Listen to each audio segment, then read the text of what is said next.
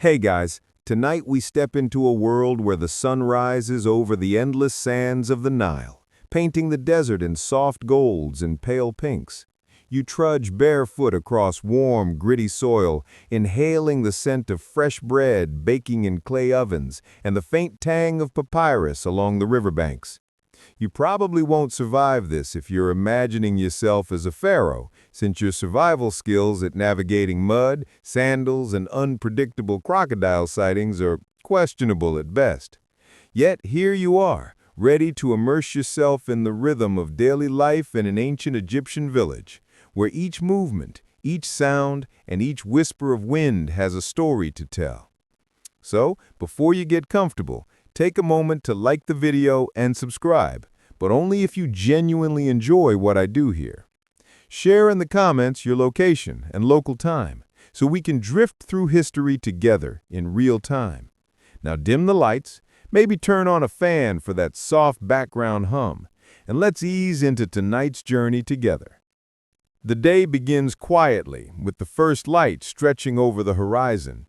You can feel the warmth creep over your skin as villagers emerge from mud brick homes, shaking out mats, tending small hearths, and carrying pitchers of water drawn from the Nile's gentle current. Chickens cluck nervously, and a donkey brays somewhere off in the distance, reminding you that this world is alive in subtle ways. Women kneel by shallow basins, washing clothes, occasionally pausing to adjust the folds of their linen tunics.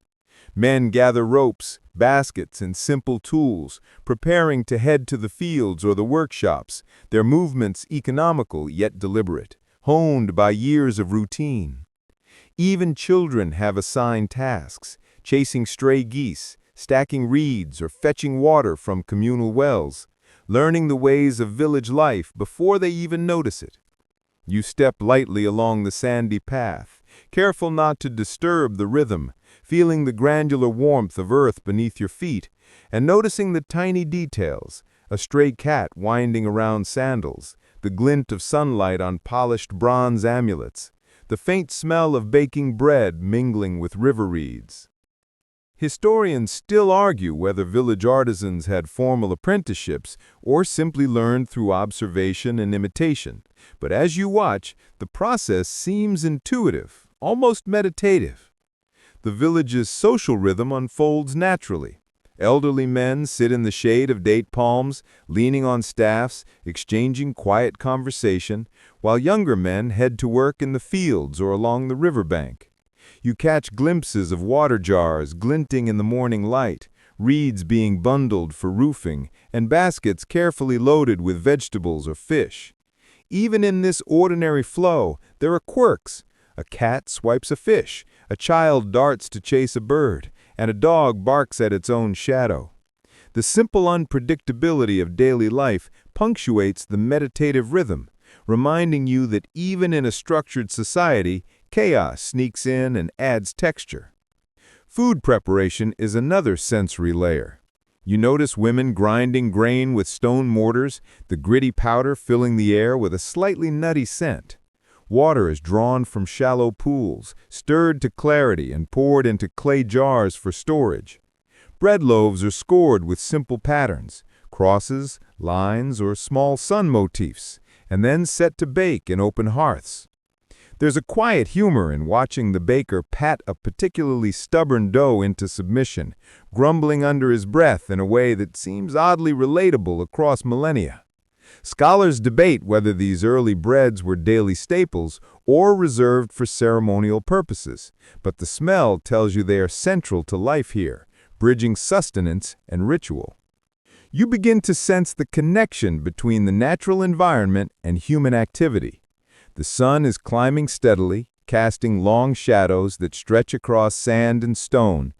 You notice the birds on the rooftops, the flicker of light through palm fronds, and the occasional splash of water as fish jump in the Nile. These moments are not just background, they define the day's rhythm. You imagine villagers tracking the sun's position unconsciously, orienting their movements to shadow and light, measuring time without clocks, and it feels both intimate and vast. You remember, almost fondly, that later in the day, priests will interpret the shadows with solemnity, reading messages from Ra himself. Even chores become meditative. Children carry water with a sense of ceremony, the splashing rhythm marking seconds in their playful calculus. Adults sweep the courtyards, their brooms tracing slow arcs across sun-warmed floors. You can hear the soft scratching of reeds against mud, the distant murmur of conversation, and the occasional bray or cluck. There's humor here if you choose to see it. A chicken suddenly dashes through a line of neatly stacked baskets, or a boy trips over a reed bundle, laughter spilling into the air. Life in the village is structured, yes, but it's never dull, and you can feel the pulse of humanity in these gentle, small disruptions. Historians still argue whether daily life was primarily dictated by environmental necessity or social hierarchy, but standing here, you can sense the intertwined layers. Villagers navigate not just physical spaces, but social rituals, inherited knowledge, and unspoken etiquette. Every interaction, from greeting a neighbor to tending a hearth, carries meaning beyond mere survival. You can almost feel the subtle choreography, hands moving deftly, voices softening in reverence near sacred spaces, and a collective attentiveness to rhythm and routine.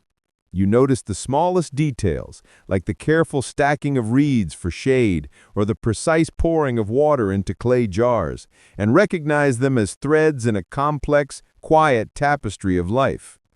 By early morning, the sun has warmed the village thoroughly, and the hum of activity reaches a gentle crescendo. The baker's loaves are golden, the river shimmers under sunlight, and the smell of bread, herbs, and river reeds mixes into a calm yet vivid sensory landscape.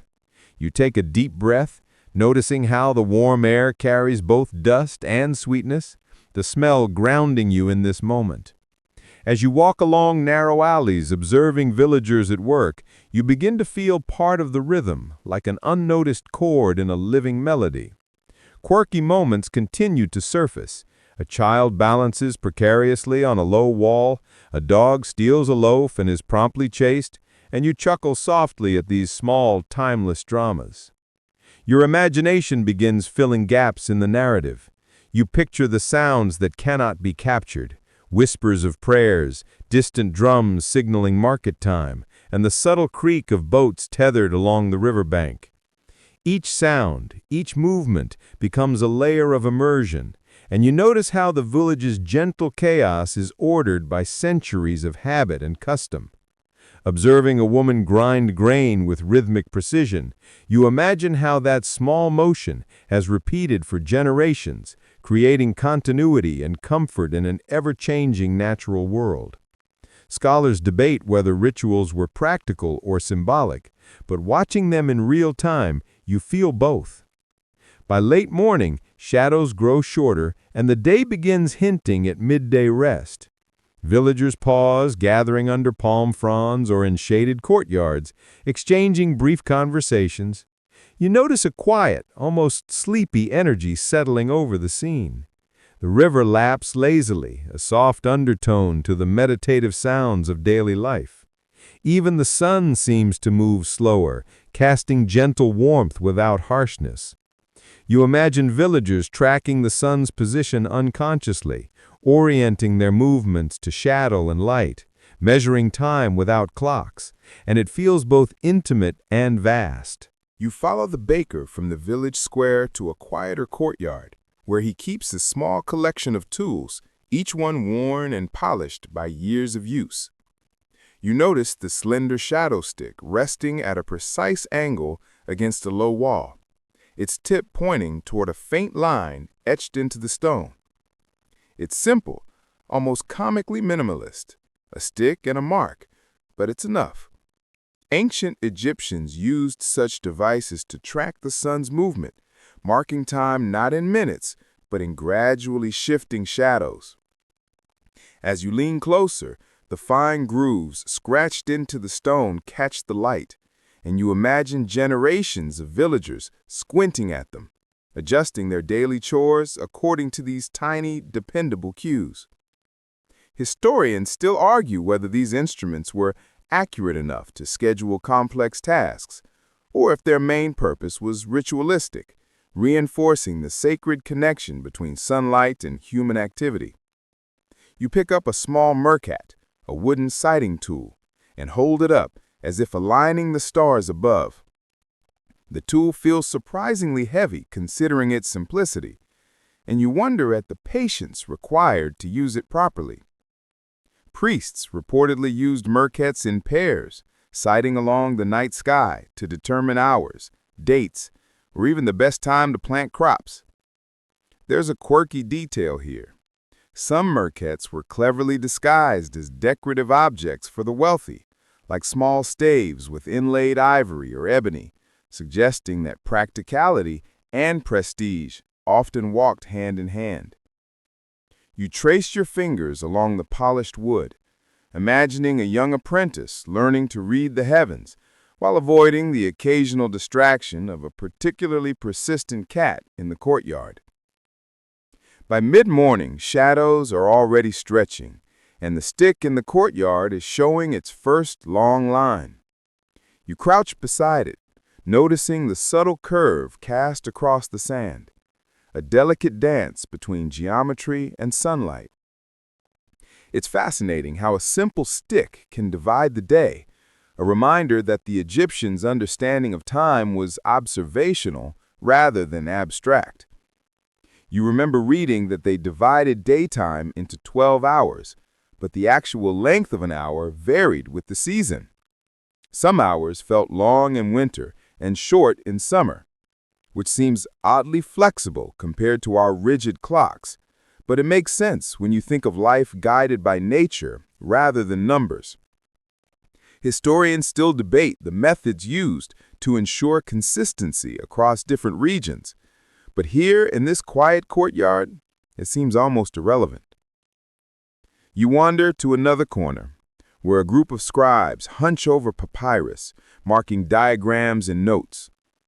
They observe the shadow's movement and record tiny increments, combining practical necessity with meticulous artistry.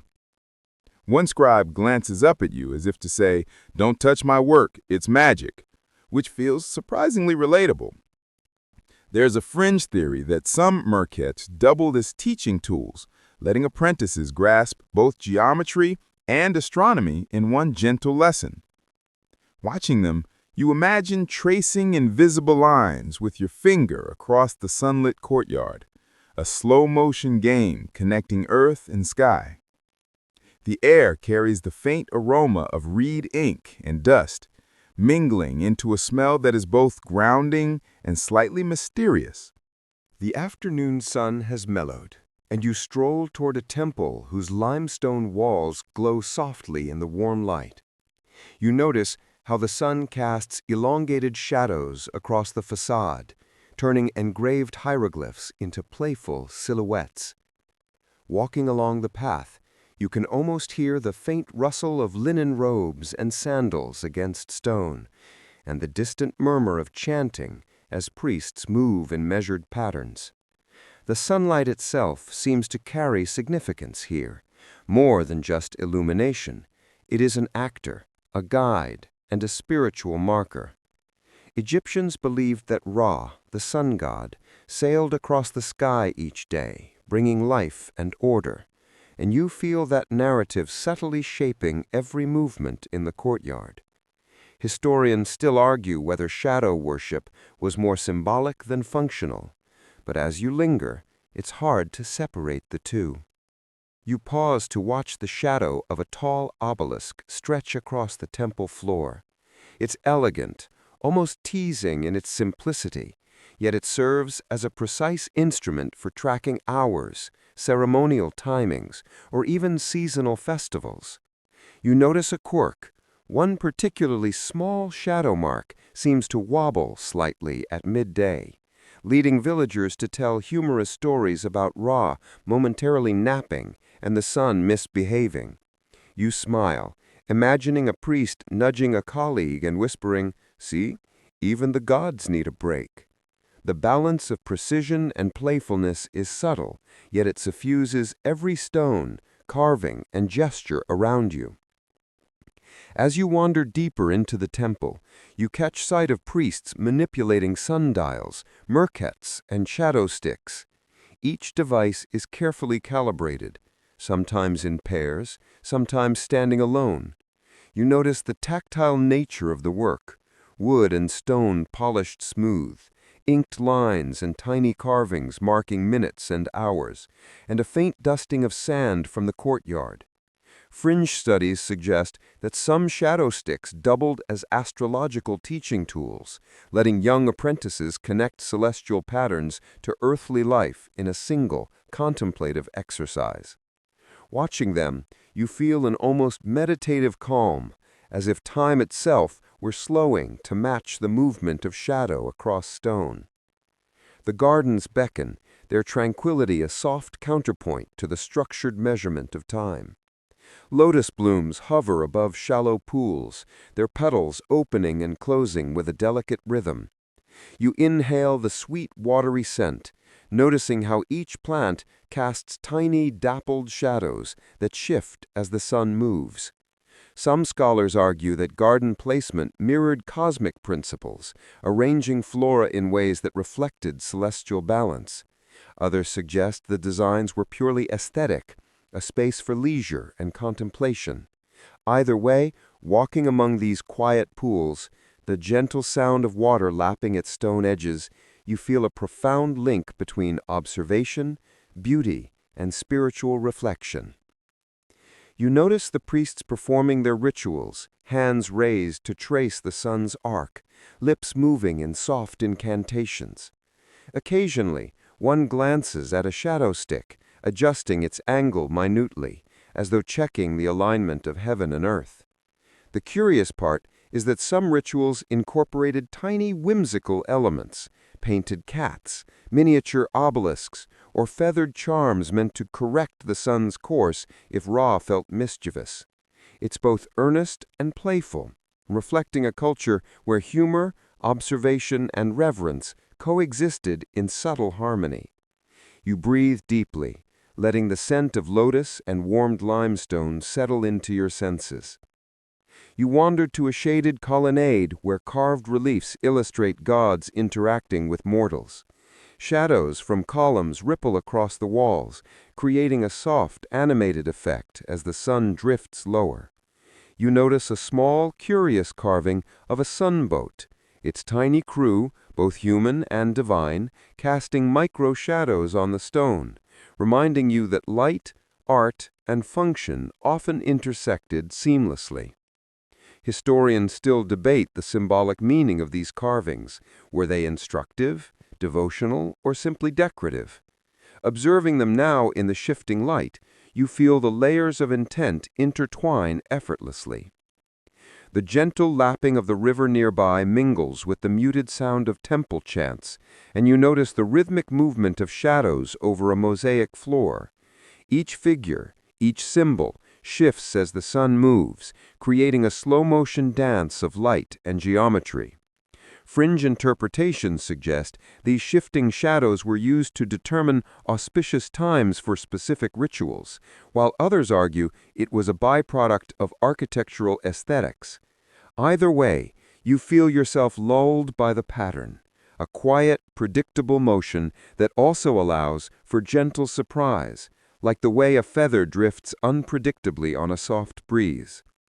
A child of a priest appears, tracing a tiny shadow on the floor with a finger, giggling quietly as the elongated line wobbles and shifts.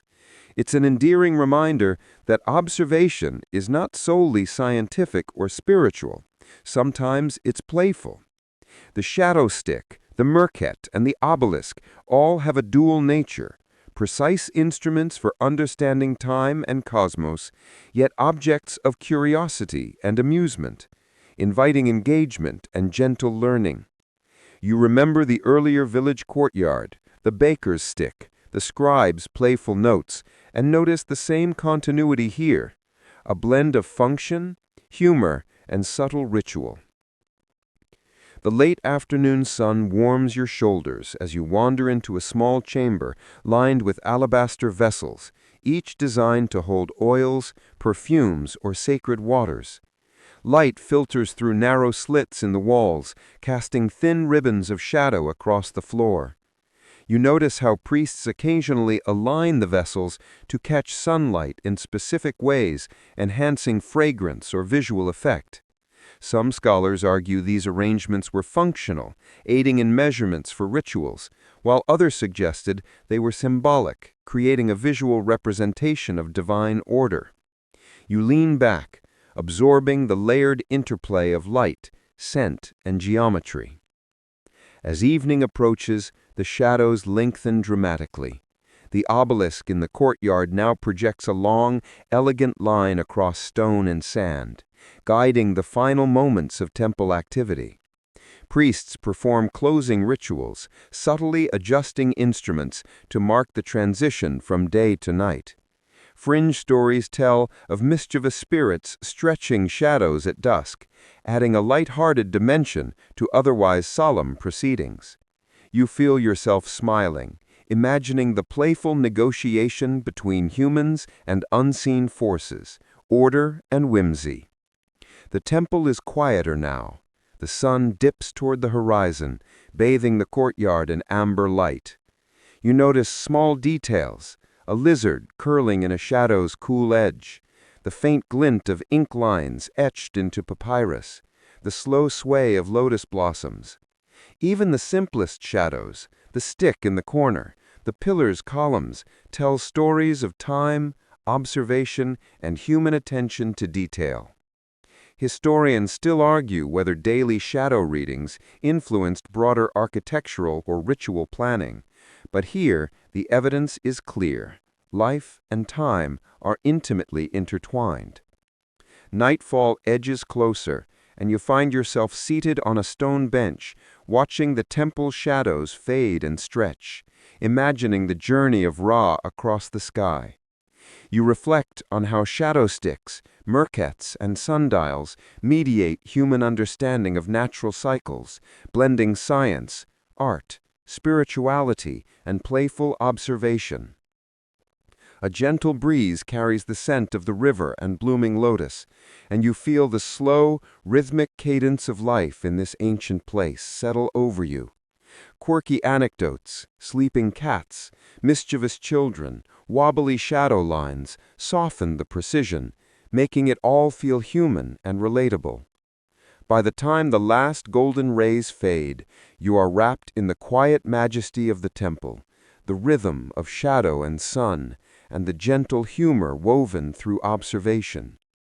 Every stone, stick, and mark holds a story, subtle yet profound, reminding you that time in ancient Egypt was both measured and experienced, observed and played with. You breathe in slowly, letting the soft, ambient sounds, distant river, faint chants, fluttering leaves settle into your senses as the temple and its shadows linger in your imagination.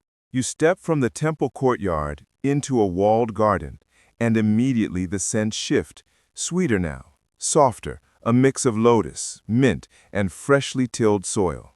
Sunlight filters through tall papyrus stalks, casting flickering, almost playful shadows across the smooth stone paths.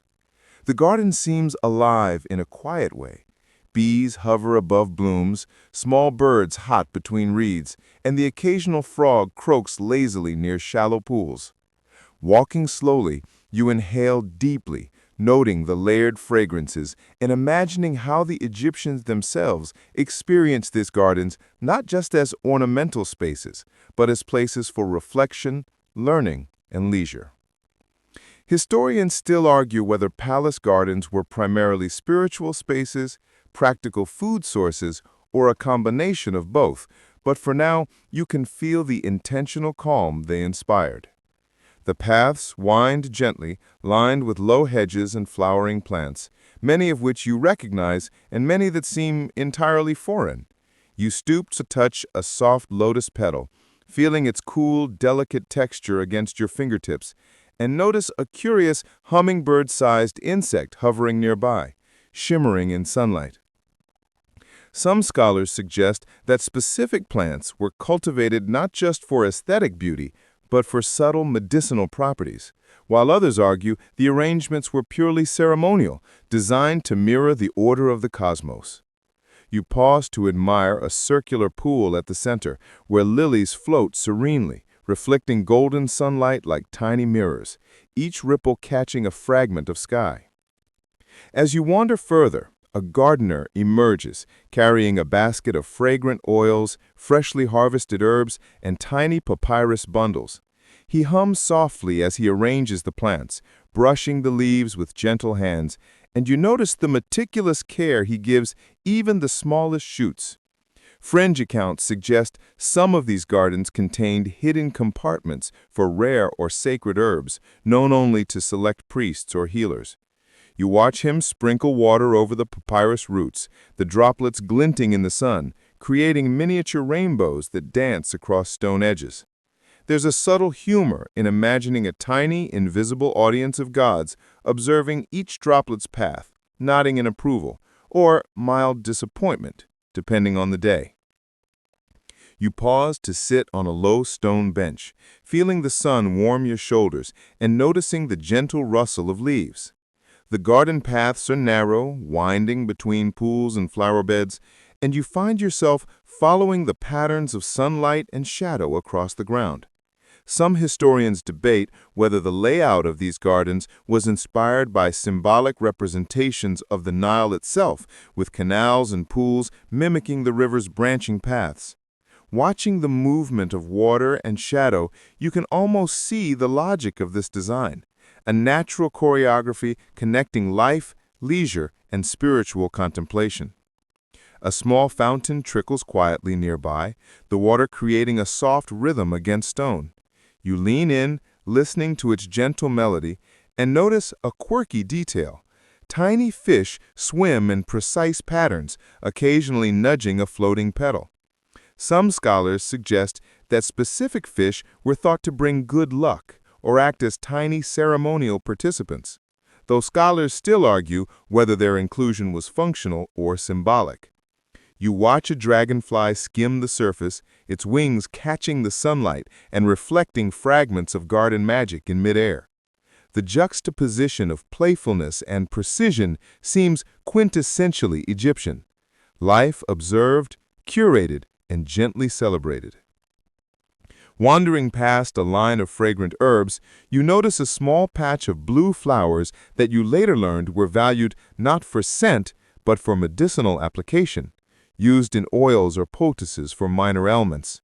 Some of these plants have peculiar histories, stories of ancient deities or legendary healers who recommended them for curious conditions, like calming restless children or aiding concentration during study.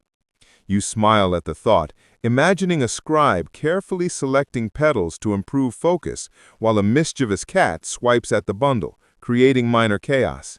The interweaving of practical use, symbolic meaning, and gentle mischief seems to define this garden as much as the water or stone paths. Birds call softly in the distance as you meander along a shaded canal lined with reeds. Water trickles over tiny stone spouts, creating a hypnotic, almost ASMR-like rhythm that draws your attention to the present moment. You notice patterns in the sunlight, small beams filtering through papyrus stalks, casting dancing shadows on the smooth stones. Fringe theories suggest that these subtle light effects were intentionally designed to enhance meditation or ritual, though some historians argue that it was simply an aesthetic choice. You lean back, feeling the gentle hum of life in the garden, observing the way every sound, shadow, and scent contributes to a slow, calming sensory experience. A gardener adjusts a small trellis, guiding flowering vines to form gentle arches over pathways.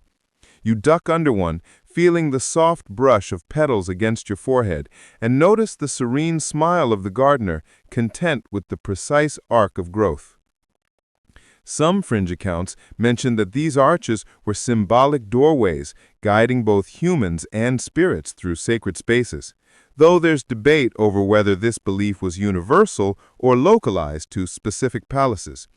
You feel yourself walking deliberately, following not just paths, but the subtle choreography of design, letting your pace sync with the garden's rhythm.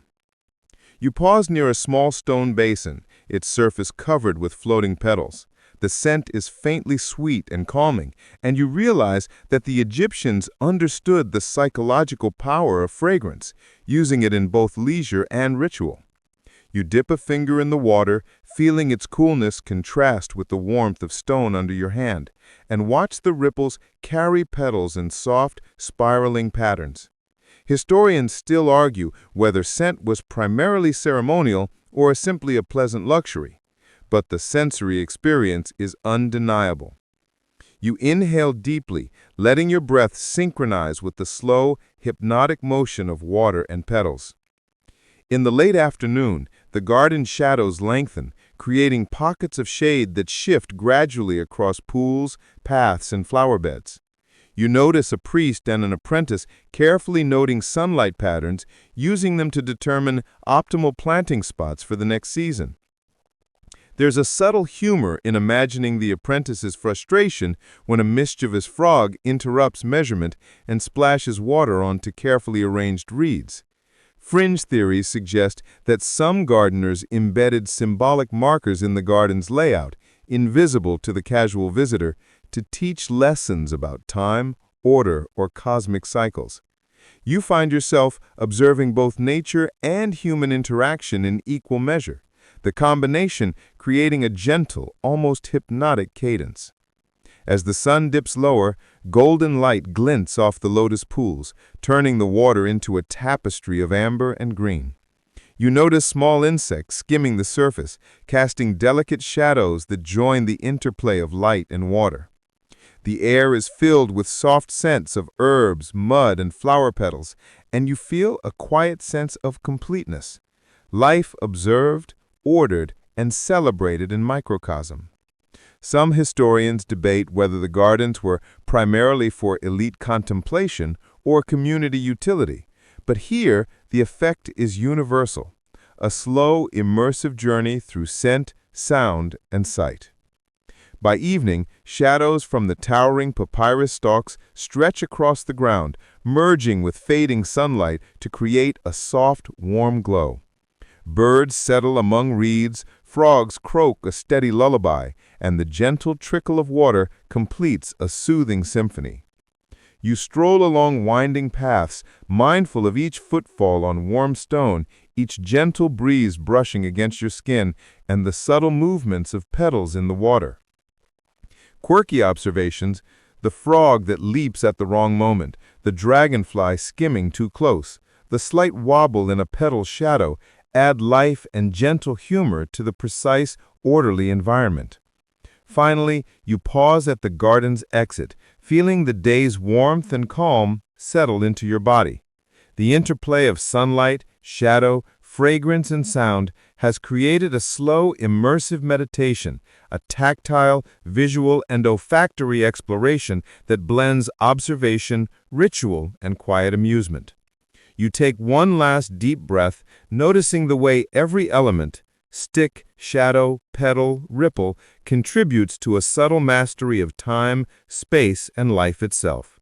The garden, like the village and temple before it, leaves you with a gentle, reflective sense of harmony and calm, a perfect segue into the next chapter of shadow, observation, and human ingenuity.